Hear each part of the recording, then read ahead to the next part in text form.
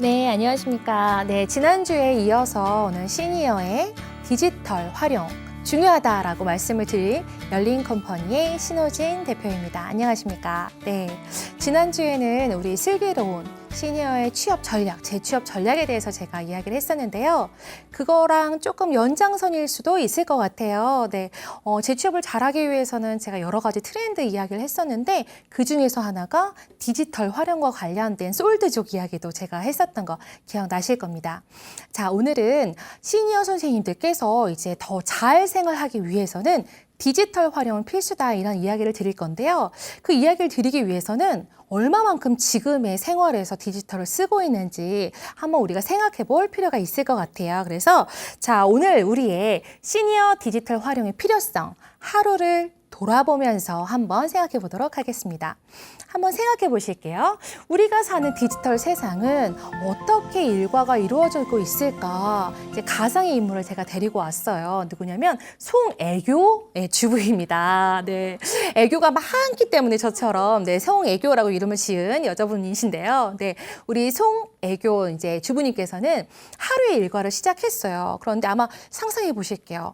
예전처럼 장바구니 들고 시장 가서 시장 보고 이런 시대가 또 조금 바뀌었던 것 같아요. 그래서 특히나 요즘에는 이제 코로나 때문에도 시장을 잘 안 가게 되고 마트에도 사람이 줄었다고 하더라고요. 그래서 지금 보시는 화면과 같이 편의점에서 뭔가를 사야 되는 환경이 되기도 하고, 그렇죠? 이럴 때는 우리가 그냥 이렇게 주문 같은 거를 키오스크 같은 걸 해야 되는 상황이 되기도 하는 것 같습니다. 자, 아침에 그렇게 시작을 하고 나서 조금 지나가지고 햄버거 점심을 먹을까? 자, 햄버거 좀 요즘 어때요? 어려워요. 네, 맞아요. 햄버거 좀 어렵다라고 말씀을 주셨는데요. 햄버거 하나 먹으려고 해도 이전에는 저기 나는 그 불고기 들어간 거 그거랑 콜라 근데 감자튀김 그 서비스로 세트 되나? 이렇게 사람한테 물어볼 수 있었잖아요. 근데 최근에는 저희 어머니께서도 햄버거 먹으러 갔다가 엄청 뿔이 나가지고 오셨어요. 그 키오스크라고 하는 기기로만 되어 있어서 무인화 기기 주문만 받는 시간이 있는 거예요. 아니 그럼 나는 어떡하라고? 라고 하면서 얘기했더니 저희는 지금 주문 받는 시간이 아니라서 기계 가서 해주세요 막 이런다고 얘기를 들었어요. 그러니까 뿔날만 한 것 같아요. 그죠?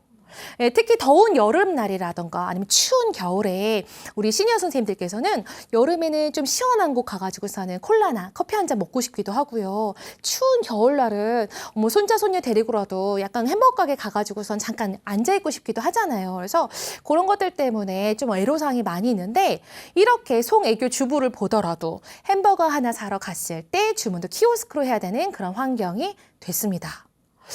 일상생활을 하다 보니까 서류가 필요해요. 우리 뭔가 여러 가지 공과금도 내야 되고 혹은 뭔가 서류를 띄어다가 어떤 행정 처리도 해야 되고 이런 일들 되게 가사일이 많잖아요. 그래서 민원 서류를 띄러 가야 됩니다. 우리 예전에는 어딜 찾아갔죠? 동사무소, 주민센터라고 하는 이런 곳을 찾아가서 저는 주민등본 하나만 주세요. 이렇게 얘기하고 이렇게 띄기도 했었어요. 근데 요즘에는요, 이런 서류 띨 때도 맞아요. 전부 다 집에서 띄거나 아니면 무인 그 기기가 있어요. 민원 발급 기기를 찾아가서 거기서 이렇게 눌러가지고 우리는 또 서류를 발급받게 돼 있습니다. 그래서 그렇게 해가지고 또 서류를 또 우리 송애교 주부는 발급받았습니다. 자, 그 다음에 또 무슨 일이 있었을까요? 슈퍼에 가가지고선 저녁 찬거리를 사는데 이것 또한 셀프 계산대 아세요? 네, 저는 아직까지 그게 좀 낯설어가지고 누가 그냥 가져가면 어쩌려고 저렇게 놔둘까 이런 생각을 좀 하고 있는데요. 요즘에는 셀프 계산대라고 해가지고서는 바코드를 본인이 이렇게 직접 찍어가지고 가져가기도 하고 뭔가 자판기에서 뭘 꺼내가기도 하고 이런 식으로 전부 다 사람이 없이 디지털이 하는 생활이 굉장히 보편화됐더라 이런 경험들을 다들 조금씩은 하고 계실 거라고 생각합니다. 자, 이렇게 디지털이 점점 많아지고 있는데 물론 좋은 점도 많고 불편함은 있지만 그래도 확대된다라는 느낌을 많이 받고 있어요. 그래서 어떤 것들이 왜 이렇게 발달되고 있을까 그 역사를 한번 볼 필요가 있을 것 같아서 간단하게 소개시켜 드리도록 하겠습니다. 1차 산업혁명 그리고 2차 산업혁명 이거 한 번씩은 우리 들어봤을 것 같아요. 역사 시간에. 예. 예전에는 농업을 하다가 그죠? 뭔가 많은 작물들을 이렇게 농업해가지고서는 이렇게 좀 약간 산업혁명을 또 이루기도 하고 이런 것들에 있어서 증기기관차 나와가지고 2차, 3차, 기술의 발전 4차까지 자, 그 과정 중에서 과연 어떤 기술들이 얼마나 발달해서 산업혁명이 되는지 모르겠지만 지금 현재 우리는 4차 산업혁명이다라는 단어를 제일 많이 들었던 것 같아요. 그래서 이런 혁명 안에서 발달된 기술 중에 지금 시점에 우리가 4차 산업혁명 시대에는 어떻게 기술이 발달해가지고 우리 생활을 지배하고 있는지 재미있는 사례를 가지고 좀 이야기를 해볼까 합니다. 실질적으로 좀 들어보셨는지 모르겠어요. AI 혹시 들어보셨나요? 네. 오, 네, 많이 들어보셨어요. 뭔지 들어는 봤는데 이것도 설명하라 그러면 좀 어려우실 수도 있을 것 같아요. AI라던가 혹은 VR이라던가 AR이라던가 왜 또 다 영어로 만들어놔가지고 우리 선생님들을 어렵게 하는지, 그죠? 많은 기술들은 이렇게 이름을 가지고 있고요. 빅데이터, 그래서 많은 사람들의 데이터를 다뤄가지고 또 산업 전반에서는 빅데이터라는 이런 걸 활용해가지고 마케팅도 하는데 너무 어려워요. 근데 중요한 건 이런 기술의 이름이냐, 우리가 기술의 이름을 알 것이냐. 그게 중요한 것보다는 이런 것들은 한 번쯤 들어보시면 좋을 것 같고요. 다양한 기술이 지배하는 이 4차 산업혁명 시대에 우리 일상생활은 어떻게 바뀌었는지를 그냥 눈으로 먼저 들여다보시는 게 좀 재밌을 것 같아요. 그래서 다양한 기술의 이름은 있습니다. AI, 그다음에 VR, 그리고 AR, 그리고 빅데이터, 스마트 모빌리티, 그다음에 우리 몸에 이렇게 시계 같은 거 전자 이렇게 차는 것처럼 웨어블 기기 등등 이렇게 되게 많이 있는데요. 이런 것들이 일상생활에서 어떻게 지금 우리를 편리하게 하는지 보도록 할게요. 청소하는 로봇 기계가 있대요. 다들 하나씩은 있으신가요? 네. 우리 청소하는 기계 하면 생각하는 게 청소기 이렇게 잉 해가지고 진공 청소기도 있지만 동그래가지고 돌아가는 로봇 청소기도 있잖아요. 거기에서 한 단계 더 발전했대요. 아, 저는 돈 많이 벌어가지고 이런 로봇 청소기를 사고 싶어요. 뭐냐면 로봇가 이제 우리의 집 안의 환경을 전부 다 익히는 거래요. 그래서 동그라미는 먼지만 엥 하고 돌아가잖아요. 그런데 어디에 화병이 있고 어디 위에 화분이 있고 어디에 책이 있는지 뭐 이런 것들 공간을 다 인식해가지고 사람 모양처럼 생겨있는 팔다리도 있어서 돌아다니면서 먼지도 덜어주고 예, 여기는 깨지는 물건이니까 조심해야지. 뭐 이렇게 갖고 알아서 밑에 바닥만 동그란 로봇 청소기가 청소하는 게 아니라 먼지도 털어주고 다양한 환경에 맞게끔 청소를 해주는 똑똑한 삼성 로봇 핸디 청소기가 나왔다라는 소개를 최근에 본 적이 있습니다. 이런 거 있으면 어떨 것 같아요? 너무 좋겠죠? 네. 청소만 안 해도 우리가 할 수 있는 게 얼마나 많아요, 그죠? 네. 자, 이걸 쓴다고 했을 때 뭐가 걱정이실까요? 그렇죠. 맞아요. 조작이 걱정이다라고 말씀을 주셨는데요. 아무리 좋은 기계를 갖다 놓고 청소를 다 해줍니다 하더라도 우리가 조작할 수 있을까? 고장내는 건 아니야? 이런 생각하게 되잖아요. 그렇죠? 생활에서 좋은 건 자꾸 나오는데 우리는 그걸 쓸 수 있을까?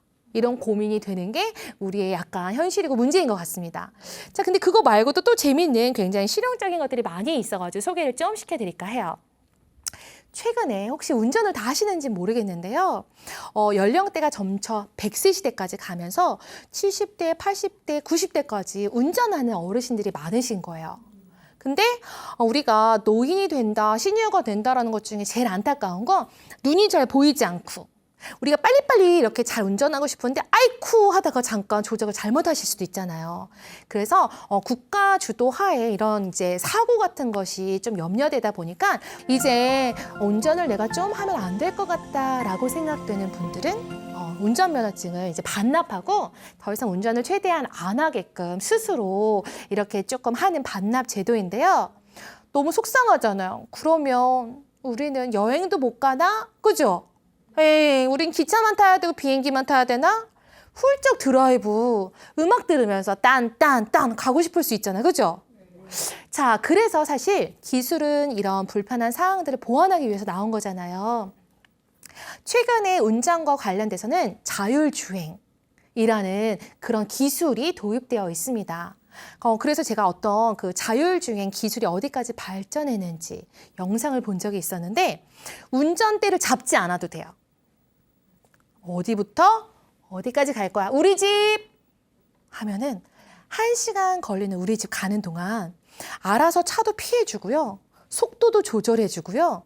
그래서 운전자가 딱 아침상 같은 걸 차려놓고 막 빵도 먹고 음식도 먹을 수 있을 정도로 그렇게 편안하게 좀 갈 수 있는 그런 자율주행 서비스에 대한 광고들도 본 적이 있어요.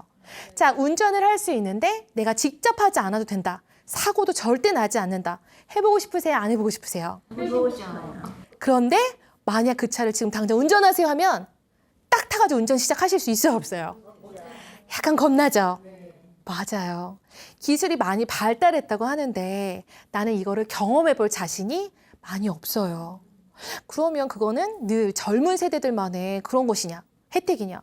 우리도 경험할 수 있다면, 그리고 그 경험 뒤에 조작만 간단하게 할 수 있는 기능을 할 수 있다면 이런 거 누리면서 살면 얼마나 좋겠어요. 그죠? 맞습니다. 그래서 이런 운전에 있어서도 다양한 기술의 발전을 우리는 좀 느낄 수 있다라고 생각하실 수 있고요. 실질적으로 쇼핑 요즘 어떻게 하시는지. 시장 가서. 예. 사이즈에 맞춰가지고 주문을 하기도 한다 말씀 주셨고요. 입어보고서 마음에 안 들면 어떻게 해야 되죠? 환불해야 돼요. 반품해야 돼요. 그죠? 우리가 옷가게에 갔어요. 이렇게 대형 쇼핑몰 같은 데라도 갔다. 이제 오프라인 매장이에요. 예쁜 옷이 있는데 이게 나한테 맞을까? 예, 스몰 입으시죠 하는데 차마 미디움이라고 말 못하고 66 입으시죠 하는데 차마 77이라고 말 못하고 그러니까 이런 경험 다들 있으시죠? 저도 다이어트 하기 전에는 좀 그런 고민을 좀 했던 것 같아요. 지금도 다이어트 중이긴 한데요. 실제 이렇게 우리가 사이즈를 알 수 없거나 혹은 내가 어울릴까? 근데 어디 가가지고 막 입어보면서 예쁜 옷을 입어볼 수 있을까? 지난주에 말씀드렸는데 이제는 뭐라 그랬죠? 네, 도시의 할머니, 어반 그레이, 어반 그램이라고 해가지고서는 도시 할머니, 세련된 할머니 이런 얘기 했었던 거 기억나시죠? 네, 맞아요. 패션이나 미용에 관심이 많아지는 시니어의 트렌드에 앞서서 사실 그런 것들을 주도적으로 우리는 잘 활용하고 또 패션도 접목해보고 경험해봐야 되잖아요. 이런 것들이 사실 되게 번거롭고 힘든 일이에요. 그럴 때 우리가 추천드릴 수 있는 게 최근에는 구찌라는 브랜드 명품이기 때문에 다들 한번 들어보셨을 것 같아요. 구찌라는 브랜드에서는 신발을 사고 싶으면 구찌 브랜드를 이제 어플리케이션을 다운받은 다음에 신발을 고르는 거예요. 그리고 내 발에다가 이렇게 카메라를 대면 신발을 종류별로 다 신어볼 수 있고요. 그리고 이 디자인이 어울릴까? 이 색깔이 어울릴까? 우리 매장 가서는 막 스카프 둘러보는 것도 쑥스러울 수 있는데 마음껏 둘러보고 그래서 가장 세련되게 어울리는 거를 주문도 바로 할 수 있고 혹은 가가지고 살 수도 있고 그렇다면 훨씬 더 편리해지는 거 맞죠? 네. 맞습니다. 훨씬 더 편리해지는 우리 일상생활에서의 패션과 미용에 있어서도 이런 기술들의 도입을 통해 가지고 우린 좀 더 효율적일 수 있다. 자, 그런데 만약 구찌 어플리케이션 깔아가지고 다운로드 받아서 해보세요라고 할 때 다들 잘하실 수 있어요? 못한다고 말씀 많이 주셨어요. 네. 근데 그걸 어디서 다운받아요? 라고부터 물어보시고 뭘 눌러야 돼요? 걱정이 되실 거예요. 자, 이런 게 바로 기술은 발달하는데 어떻게 이용해야 될지 이런 것들에 대한 고민이 되는 시점인 것 같습니다. 자, 이렇게 패션에 있어서도 기술이 발달하고 있고요. 그 외에도 우리가 다양한 산업에서도 볼 수가 있는데 지금 화면처럼 우리 농사 지어요. 예, 시집을 가는데 농부한테 만약에 갔다. 아이고 고생하겠다. 이렇게 말씀하실 수도 있잖아요. 그렇죠? 요즘엔 그렇지 않아요. 네, 실질적으로 농업사회에서도요, 기술 가지고서는 굉장히 넓은 밭이나 논이나 이런 것들을 경작할 수 있고요. 그 외에도 다양한 기법들을 유전자와 이런 건 조작, 기술 등을 통해서 굉장히 효율적으로 하는 기술들이 발달되어 있어요. 자, 지금 보시는 화면도 VR 가지고 무인 농경 시대가 열렸다. 카메라 이렇게 VR 기기만 쓰고 현재 실제 그 논이나 밭에 가지 않고도 그 기계를 갖다 놓으면 조작이 가능한 거예요. 게임하듯이. 그럼 내가 실제로 그 환경을 보면서 기계 조작해가지고 집에서 사과 깎아 먹으면서도 농사를 지을 수 있는 시대가 된 거예요. 그래서 굉장히 농업산업에서도 이렇게 발달했다라고 보실 수 있습니다. 자, 그것뿐만 아니라 요즘 못 가는 거, 여행. 그립지 않으신가? 내 고개를 막 가로지으면서 여행 너무 가고 싶다 이렇게 얘기해 주시는데요. 여행 가고 싶으시죠? 네. 근데 감히 비행기를 타고 특히 해외는 갈 자신이 없어요. 그리고 제주도 갈 뻔만 하더라도 가가지고 사람들 부딪힐까 봐 비행기가 염려되기도 해요. 자, 그런데 요즘에 여행 산업에서도 기술을 가지고 집안에서 언제든지 언택트 여행지라고 해가지고요. 화면으로 내가 가고 싶은 곳을 되게 정말 실제로 보는 것처럼 전부 다 여행할 수 있게끔 구성된 여행 상품이 되게 많아요. 이게 방송국에서 화면만 보여주는 것과는 다르게 여행사에서 만든 상품들이 많아서 실제 실시간도 있대요. 여행을 이렇게 하고 있는데 안녕하세요. 여기는 지금 제주도 무슨 시장입니다. 고객님들 어떤 걸 제가 한번 들어가 볼까요? 하면은 실시간 댓글 같은 거 달면은 네, 그럼 제가 이 가게 들어가서 한번 떡을 먹어볼까요? 이런 걸 소통하면서 실제 내가 가가지고 궁금한 것들 묻기도 하고 보기도 하고 이렇게 여행에서도 언택트 서비스까지 기술이 발달했다. 한 번쯤 경험해보고 싶으신가요? 네. 저도 유럽 여행을 못 가봐가지고 저는 언택트로라도 배낭여행 20대 때 갔어야 되는데 이미 늦은 것 같고 유럽 여행을 눈으로 한번 이렇게 해보고 싶다라는 생각이 한 번쯤 들더라고요. 자, 그렇다면 지금 세상이 디지털 환경으로 굉장히 바뀌었다라는 거 일상생활에서 지금 공감하시나요? 네, 좋습니다. 자, 그렇다면 과연 이런 디지털 환경 속에 기술의 이름들은 아까 말씀을 드렸는데 그럼 이거를 쓰는 기계들은 도대체 어떻게 발달하고 무엇일까요? 그 디지털 기기의 종류를 하나씩 설명을 간단하게 드리도록 할게요.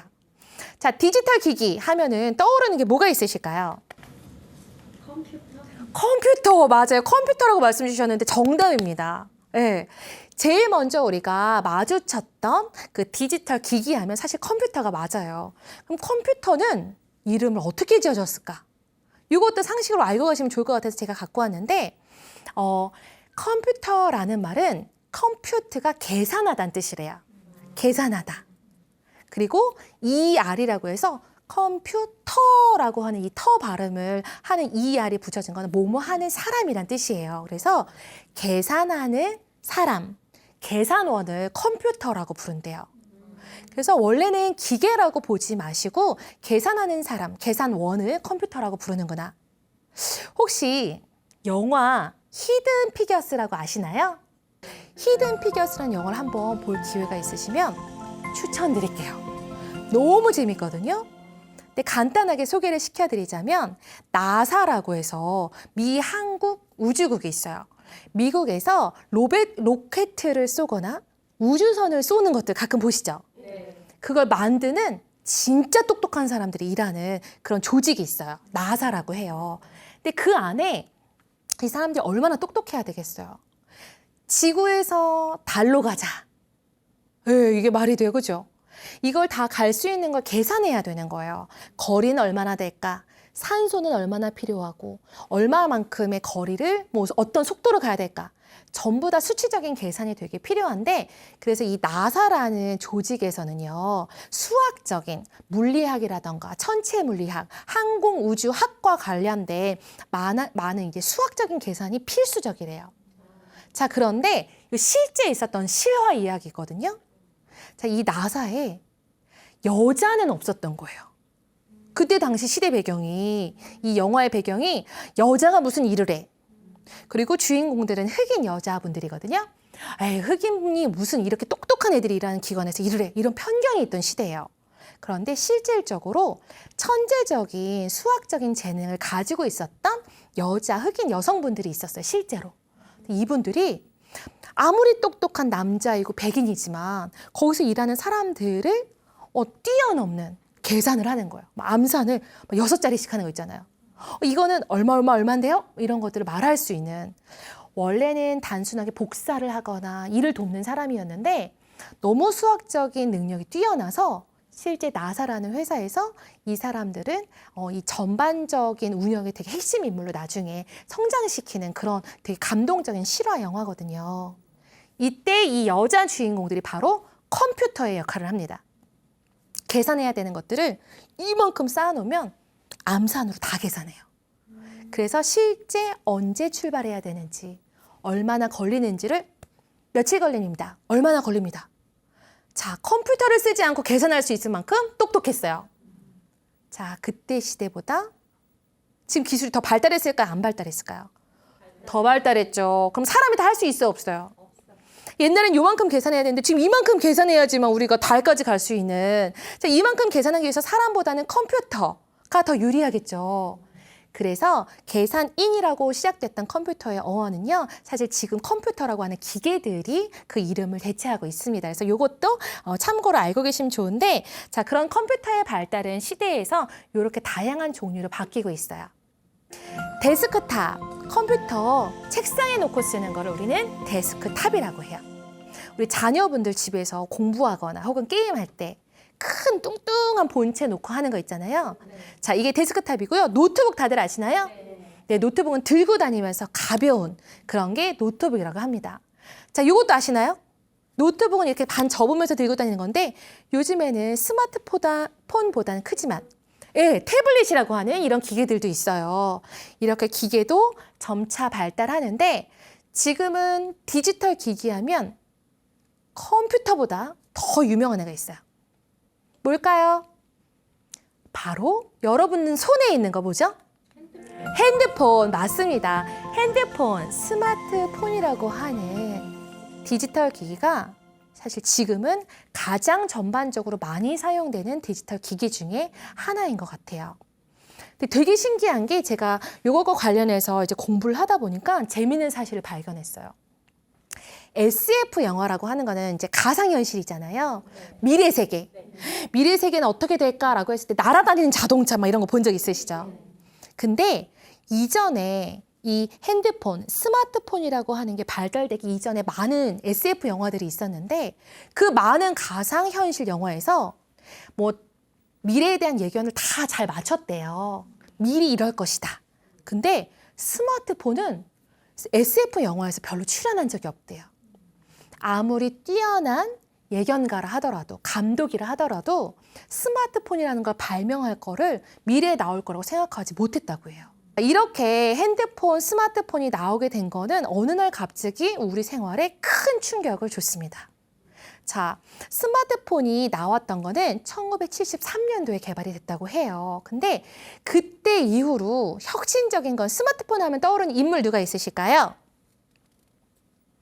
뭔가 많은 기능을 담아가지고 띵띵띠딩 뭔가 이렇게 발표하는 유명한, 지금은 돌아가셨지만 스티븐 잡스. 맞아요. 다들 그 이름 익숙하시죠? 왜 익숙할까요? 네, 유명한 프레젠테이션으로 되게 유명해요. 핸드폰을 만들고 나서 전 세계 사람들이 이 핸드폰과 관련된 소개를 하는 장면에서 다들 소리를 지르는 장면이 있어요. 혹시 기억하실지 모르겠는데요. 여기서 스티븐 잡스는 이렇게 얘기해요. 제가 흉내를 좀 내보도록 하겠습니다. 스마트폰을 들고 여러분, 제가 오늘 깜짝 놀랄 만한 발표를 하겠습니다. 이건 스마트폰입니다. 그리고 본인 브랜드를 얘기하겠죠? 자, 여기 안에 스마트폰, 근데 음악, 뮤직, 그리고 전화, 인터넷. 다시 얘기할게요. 음악, 뮤직, 그리고 인터넷, 그리고 전화. 이걸 계속 반복해서 얘기해요. 자, 사람들은 그때 뭐지 하다가 갑자기 막 환호성 와 이러면서 막 난리가 나거든요. 자, 스마트폰의 다양한 기능에 대해서 모르지 않으실 거예요. 스마트폰이 생기고 나서 아실지 모르겠지만 카메라 회사들 있잖아요. 전부 다 망했대요. 맞아요. 핸드폰 생기고 나서 우리 카메라 갖고 다니지 않잖아요. 자, 스마트폰이 생기고 나서 또 없어진 알람 시계도 많이 안 써요. 알람 시계 안 써요. 스마트폰으로 맞추면 되잖아요. 옛날에는 MP3, 마이마이 약간 이런 것들이 있어가지고 음악 듣는 게 따로 카세트 테이프, CD 플레이어 다 없어졌잖아요. 자, 스마트폰의 발전은요, 많은 산업에 영향을 미치고 사람들 생활에 큰 영향을 미칩니다. 그 안에는 카메라뿐만 아니라 인터넷, 음악, 알람, 그 외에도 다양한 기능이 너무 많이 들어있어요. 근데 다 쓰실 수 있어요, 없어요? 지금 다 쓸 수 없어요. 근데 지금 태어난 사람들, 지난주에 제가 말씀드렸던 Z세대, 밀레니얼 세대, 핸드폰을 가지고 태어난 세대라고 했잖아요.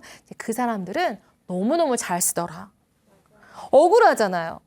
우리도 잘 쓰면 좋잖아요. 그죠? 그래서 저는 우리 선생님들이 다양한 이런 기계들의 디지털 활용을 하실 수 있으면 좋겠다라고 해가지고 실제 3년 전부터 되게 다양한 그 시립복지관 그리고 문화센터, 다양한 기관들이 있어요. 시니어와 관련된 그런 데다가 저희가 이런 디지털과 관련된 교육을 해드립니다라고 하면서 계속해서 영업을 하고 있고 다양한 곳과 실제 교육을 하고 있어요. 그래서 이런 디지털 교육을 받으면 쓸 수 있다라는 자신감을 가지고 시도하셨으면 좋겠는데요.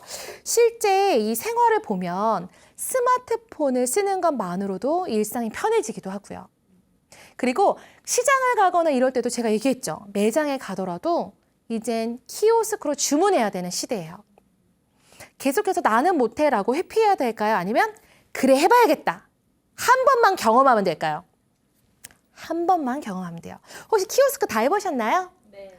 전부 다 사용해 보셨어요. 네, 혹시 이렇게 여쭤봤을 때 안 하신 분들도 가끔 계시더라고요. 근데 한 번 해보고 2번 안 하시는 분은 없어요. 그 처음 안 해본 분은 계셔도 한 번 하신 분들은 계속 하시더라고요. 자, 경험이 되게 중요합니다. 그래서 저는 디지털 활용 필요하다라고 말씀드리는 이유가 있는데요.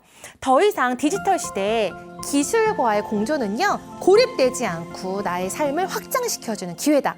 연결해주는 거다. 라고 생각하고 시도하셨으면 좋겠습니다. 자, 우리가 시니어 디지털 활용을 시작하다. 어떻게 시작해야 될까? 일단 경험하라고 말씀드렸잖아요. 그렇죠? 그래서 그 경험과 관련돼서 차근차근 어떤 마음으로 어떤 것들을 경험해야 될지 또 천천히 이야기를 드리도록 하겠습니다. 어른이 된다, 시니어가 된다, 혹은 노인이라는 표현도 있어요. 근데 최근에 노인학이라는 학문도 있더라고요. 노인이 된다는 건 어떤 건지 제가 엄마한테 한번 여쭸어요. 세상 서글프대. 저도 늘 제가 20대, 30대일 줄 알았어요. 근데 40대가 이제 딱 됐거든요. 갱년기가 벌써 온 것 같지는 않은데 저는 왜 그렇게 자꾸 눈물이 나고 뭐가 그렇게 슬프고 그런지 모르겠어요. 다 먼저 경험하신 선배님들이시잖아요. 여기 주름살 있으면 아니야, 이거 내가 구겨진 거야. 펴질 거야. 왜 안 먹고 안 먹는데도 자꾸 살이 빠지지 않지? 다들 공감하시나요? 네. 네, 저만 공감하는 건 아닌 것 같고 모두도 조금씩 이해해 주실 것 같은데 노인이 된다, 시니어가 된다라는 건 어떤 걸까? 그런 거에 대해서 약간 학문적으로도 이렇게 정의를 하더라고요. 보시면 생리적이고 신체적인 노화도 같이 온다. 그래서 그런 것들에 대해서 좀 받아들여야 된다. 근데 여기서 저는 왜 보여드리냐면 시니어가 된다라는 건 몸만 조금 더 노화가 되는 게 아니라 심리적으로도 굉장히 위축된다라는 게 중요해요. 그래서 시니어가 된다라는 건 왜 내가 잘못한 거 없이 열심히 살았는데 위축이 돼요. 절대 그러지 말라고 말씀드리고 싶고요. 그건 스스로도 그렇게 다짐하고 이야기해야 되는 것 같아요. 그래서 노인이 된다라는 건 조금 내가 심리적인 환경의 변화에 더디고 위축되는 경향이 있다. 근데 누구나 다 그렇구나. 나는 그러지 말자라고 생각하셨으면 좋겠습니다. 자, 그런 특징을 가지고 공통적인 욕구는요. 내가 신체적으로는 조금 노화되고 몸이 힘들고 무겁고 잘 걷거나 뛰지는 못하고 빨리 누르고 빨리 배우지는 못해요. 하지만 사회와 연결되고 사람들과 잘 지내서 행복하고 싶은 건 똑같다는 거예요. 그것들을 인정하고 당당한 권리라고 저는 생각합니다. 그래서 나의 욕구, 행복에 대해서 아주 적극적으로 주장하고 활동하셨으면 좋겠고요. 그래서 이제 정서적인 위기다. 생애 주기를 이렇게 봤을 때 나이가 들어가는 시점에 사람들이 계속 위기를 느끼고 불안해진대요. 근데 그런 심리를 극복하기 위해서는 지속적인 학습을 해야 돼요. 그래서 디지털 교육을 저희 회사에서도 계속 이렇게 학습하는 것처럼 해야겠다라고 마음을 먹었던 건 누가 한글처럼 알려주지 않더라고요. 이걸 알려주는 데가 없었어요. 누가 알려주면 좋아요? 자식이랑 손주, 손주. 근데 알려줘요, 안 알려줘요? 에이, 나쁜 사람들 안 알려줘요. 저도 사실 못했던 것 같아요, 그렇게. 지금은 되게 반성하고 있는데 그 어르신들한테 교육 봉사를 하거나 저희랑 같이 교육하시는 선생님들은 시니어들에게 교육하고 나서 이렇게 와서 얘기해요. 우리 엄마 아빠한테나 이렇게 알려줄걸. 그러니까 자식들은 알려주지 않는다는 거예요. 그래서 스스로 그런 걸 알려주는데 찾아가셔가지고 적극적으로 배우시면 좋겠다라는 생각이 들고요. 디지털 기기를 아는 거, 교육의 목적은요. 내 생활을 행복하자예요.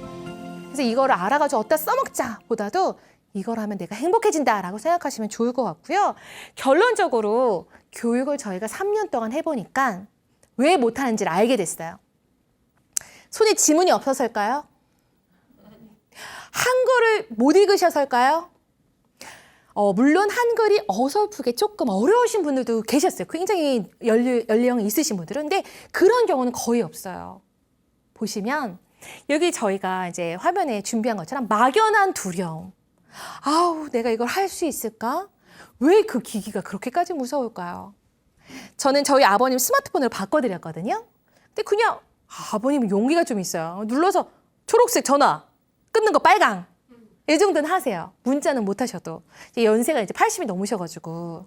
근데 이제 어머님 같은 경우는 조금 더 젊으세요. 70대예요. 근데 스마트폰 사드린다고 했을 때 기겁을 하세요. 잘못 눌러가 전화 걸려서 100만 원 나오면 어떡하니에요? 아, 왜 그런 생각을 하시는지 저희 엄마는. 제가 너무 안타까운 게 은행 가서 은행 뱅킹 하세요 해도 지금도 돈을 이만큼 찾아 침대 밑에 깔고 주무세요. 왜 그러시냐 했더니 누가 빼갈 수도 있대요. 왜 그게 그렇게 무서울까요? 그렇지 않다라고 말씀드리거든요. 막연한 두려움이 너무 많아서 써본 적이 없으니까 두렵구나라는 게 첫 번째 이유였어요. 그래서 저희는 두려움을 극복하라고 말씀드린다. 디지털 기기를 활용하는 거 굉장히 중요한데요. 그 첫 번째는요. 두려움을 없애라는 거예요. 그냥 하면 된다라고 생각을 하면서 여기 준비한 멘트처럼 별거 아니네. 자, 다 같이 별거 아니네 할 수 있어요. 그죠? 자, 두 번째는요. 내가 해보겠다. 에휴, 내가 이걸 뭘 자식한테 부탁해? 내가 하고 말지. 그렇게 해야죠. 그죠? 최근에 저희 어머님은 이제 놀이터에서 할머님들이랑 같이 어울려서 자주 노시거든요. 있잖아, 호진아. 그 놀이터, 벽골 놀이터로 치킨 2마리만 네가 배달 좀 시켜. 뭐라고요, 엄마? 아, 요즘 핸드폰으로 해가지고선 한다며. 근데 나는 못해. 엄마 치킨 먹고 싶은데 나 없으면 어떡하려고 그랬더니 그러니까 엄마가 할 수 있어요. 계속 얘기하거든요. 내가 할 수 있다. 내가 해볼래라고 생각하시면 언제든지 할 수 있는 기회가 된다. 저는 생각합니다. 그래서 이런 것들 때문에 디지털 교육은 저희는 강추드리고 좀 이런 거 필요성을 느끼고 하셨으면 좋겠다라고 생각합니다. 그뿐만 아니에요. 치킨만 시켜 먹으려고 우리가 지금 스마트폰이 필요한 건 아닙니다. 네, 최근에 코로나가 있었어요. 그리고 나서 국가 차원에서 재난지원금을 줬어요. 제가 기사를 봤는데 깜짝 놀랐어요. 재난지원금을 신청해야 되거든요. 근데 젊은 세대들은 다 스마트폰이나 노트북으로 신청을 한 거예요. 그래서 별로 문제가 없었는데 화면에 보시면 재난지원금을 받기 위해서 주민센터에 어르신들만 줄을 한참 서가지고 신청할 줄 모르셔서 한참을 기다려서 순서를 기다리고 계신 거예요. 예전에 초반에 기억하실지 모르겠어요. 마스크 살 때. 어디에서 마스크가 주는지 몇 시부터 하는지 몰라가지고 제가 동네를 이렇게 산책하다 보면은 어르신들 줄이 엄청 많아요. 근데 그거 알아요? 젊은 세대들은 어떻게 마스크 샀는지 스마트폰에 어떤 약국에 몇 시에 몇 개 도착하는지가 떠요. 그거 보고 그냥 기다리지 않고 갔다가 그 시간 되면 가가지고 사는 거예요. 아, 이거 굉장히 중요하다라는 생각을 그때도 했었습니다. 그래서 이제는 필수가 된 디지털 활용. 국가 차원에서도 예전에는 한글을 알려주는 문해교육, 막 계몽운동 막 이런 거 엄청 많이 했었어요. 지금은 시대가 바뀌어서 디지털을 가르쳐야 되는, 국가 차원에서도 가르쳐야 되는 그런 시대가 됐다라고 합니다. 자, 그러면 왜 디지털을 쓰지 않으십니까? 라고 많이 여쭤봤어요. 근데 두려운 것도 있지만 조금 더 세부적으로 보자면 저는 좀 이런 디지털을 쓰는 게 어려운 이유가 스마트폰은 많이 됐지만 우리는 아직까지 쓰는 것에 있어서 어려움이 있습니다. 라고 이야기를 하고 있는데 자, 그렇다면 일반 국민 대비해가지고 디지털 취약 계층은 72.2%로 정보화 수준. 많이 잘 알려져 있지 않다. 아직까지 더 많이 디지털 교육을 해야 된다라고 하고 있어요. 자, 그래서 저는 좀 희소식을 알려드리고 싶은 게 저희 회사만 이런 디지털 교육을 하고 있지는 않고요. 저희는 사기업이거든요. 국가 차원에서 혹시 들어보셨나요? 국가 차원에서요. 디지털 배움터라고 해서 주민센터라든가 다양한 곳에서 디지털 스마트폰 교육이나 키오스크 교육을 알려주는 거 혹시 들어본 적 있으세요? 네. 들어본 적 있으세요? 네, 이게 홍보가 잘 됐으면 좋겠다라는 생각을 되게 많이 하고 있어요. 작년도에 편성된 그 예산만 500억이에요. 올해는 더 증액돼서 700억까지 늘었다라는 소식을 들었는데 지금 돈을 예산을 되게 많이 쓰면서 어르신들이라던가 아이들이나 진짜 취약계층, 디지털 취약계층에게 이 스마트폰, 키오스크 쓰는 방법을 다 찾아다니면서 알려주고 오시면 알려주는 무료 교육이 되고 있어요. 이런 것들 많이 활용하시라고 홍보를 하시고 배울 수 있는 기회를 좀 많이 하면 좋겠다. 이런 생각이 들고 있습니다. 그리고 제가 앞에서 언급했던 것처럼 왜 그러면 배우지 않느냐, 왜 못하느냐 이제 다시 한번 말씀드릴 건데 실질적으로 사용 방법을 모르거나 어렵다. 로봇 청소기 있어도 사용 방법을 몰라가지고 못하겠다. 이런 얘기 하셨잖아요. 아무리 좋은 건 알겠다. 근데 조금 어렵다라고 말씀이 드셨고요. 저희 어머님 같은 스마트폰 쓰면 요금이 엄청 많이 나오는 거 아니냐. 그래서 와이파이 개념 혹시 다들 알고 계세요? 네. 네, 여기는 다들 디지털을 굉장히 잘 쓰는 선생님들이 오셨는데 보고 계시는 우리 시청자분들 중에서도 다들 알고 계신지는 모르겠어요. 저희는 교육 현장에서 와이파이 말씀드리면 잘 모르시는 분들도 계시거든요. 그러면 부채 모양으로 생겼는데 인터넷을 잡아가지고 무료로 쓸 수 있는 거다. 라고 말씀을 드리는데 공공 와이파이도 있고 무료로 쓸 수 있는 와이파이가 되게 많아요. 그래서 교육 때도 늘 와이파이 잡으면 돈은 내지 않습니다 라고 안내를 하고 있어요. 그래서 돈이 나갈까 봐 걱정하지 않으셔도 되고요. 이용할 기기가 없다라고 하시는 분들도 많은데 이런 것들은 의지만 있으면 기회 될 때 스마트폰으로 한 번씩은 바꿔서 사용해 보는 것도 추천드리고 있습니다. 그 외에는 신체적으로 제약이 있다라고 말씀 주셨는데 여쭤보면 키오스크 같은 경우는 조금 잘 글씨가 작아서 안 보이신다. 이런 것도 되게 요즘 사회 문제예요.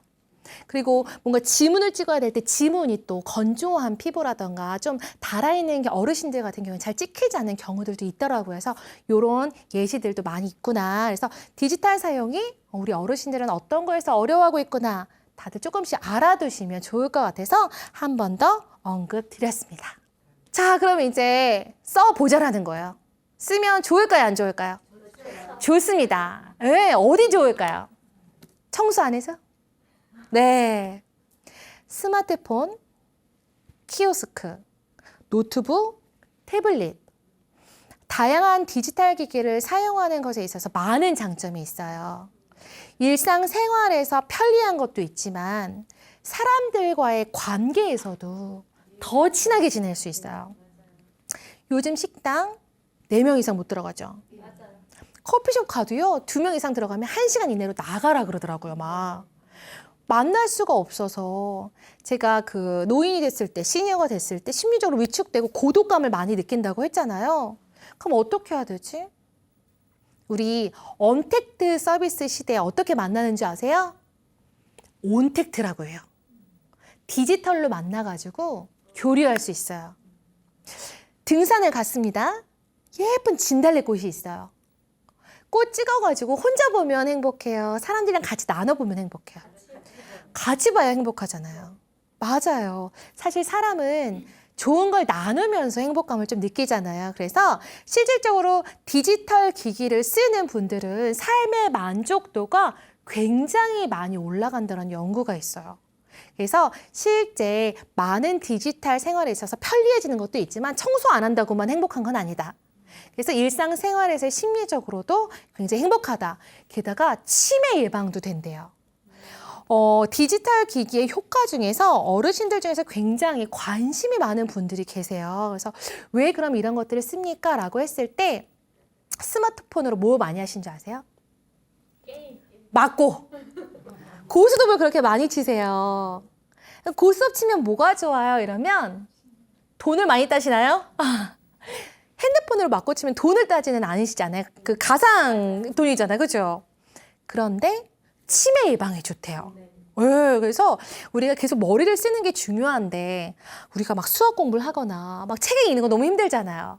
근데 즐겁게 뭔가 우리가 치매 예방을 할 수 있는 방법 중에 하나인 것 같습니다. 그래서 선생님들 스마트폰을 써야 되는 게 단순하게 통화만 위해서는 아니고 이런 치매 예방 효과, 삶의 즐거움, 사람들과 행복을 나누는 교류까지 다양하게 우리한테 혜택을 주는구나 이런 생각을 해보시면 좋을 것 같습니다.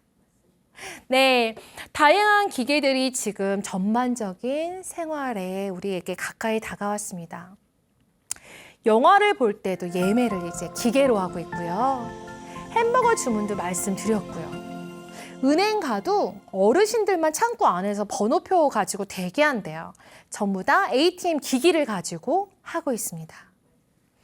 아마 점점 더 많이 이렇게 바뀌지 않을까 생각이 돼요. 그래서 더 이상 미루지 말고 도전하셨으면 좋겠다라는 생각이 드는데 제가 말씀드린 것처럼 한 번도 안 해본 사람은 있어도 한 번만 해보신 분들은 없다.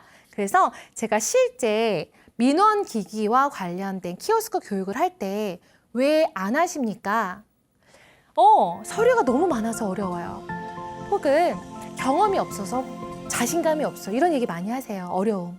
그리고 또 세 번째로는 키오스크 서 있으면 사람들 줄 서 있어가지고 마음이 불편하다고 불안하다고 내가 잘못하면 어떡해요. 게다가 화면 글씨가 좀 작기도 해요. 이런 애로사항을 말씀 주세요. 그러면 아니요 라고 하고 이렇게 말씀을 또 드립니다. 실질적으로 내가 뭐 해야 되는지만 알아서 가면 무서울 거 없어요. 무슨 서류 발급해야 되지? 햄버거 뭐 먹어야 되지? 메뉴 고민하고 가시라고 얘기해요. 그리고 나서 두 번째로 메뉴 주문 다 해놓고 카드 꺼내야지 하면서 확 뒤져요. 그러다 화면이 다시 초반으로 갑니다. 그럼 사람 뒤에 10명 서 있는데 그냥 또 다시 시작하세요. 맨 뒤로 가세요. 보통 불안해가지고 안 하거나 맨 뒤로 가게 되죠. 그래서 결제 수단 미리 준비하면 괜찮다라고 말씀드리고요. 저희 어머님처럼 주문하다가 혹시라도 잘못해서 돈 나갈까 봐. 괜찮습니다. 모든 기계는요. 처음부터 혹은 취소 버튼이 있어서 언제든지 처음으로 돌아갈 수 있습니다. 그러니까 걱정 마세요라고 말씀드리고 있고요.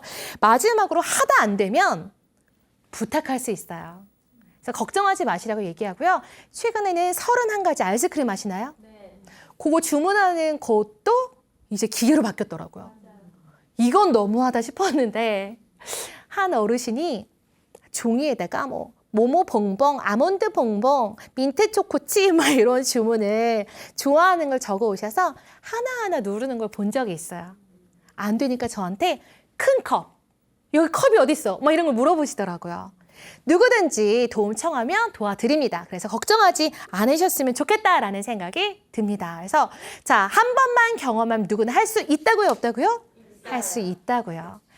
디지털 활용의 중요성 그리고 필요성 저는 마지막 교육 현장의 스마트폰 교육 후기 사진 한 장으로 좀 마무리를 해볼까 해요.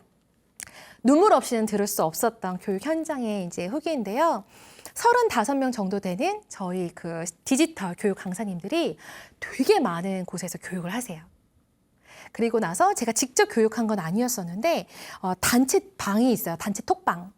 거기에다가 막 후기가 올라와요. 이런 교육이 있었어요. 그런데 어느 날 제가 이걸 보자마자 눈물이 너무 왈칵해가지고 말을 잊지 못할 정도의 이런 사례가 있었는데 화면을 보시면 처음으로 이런 톡을 디지털로 메시지를 아들한테 아들아 잘 지내냐?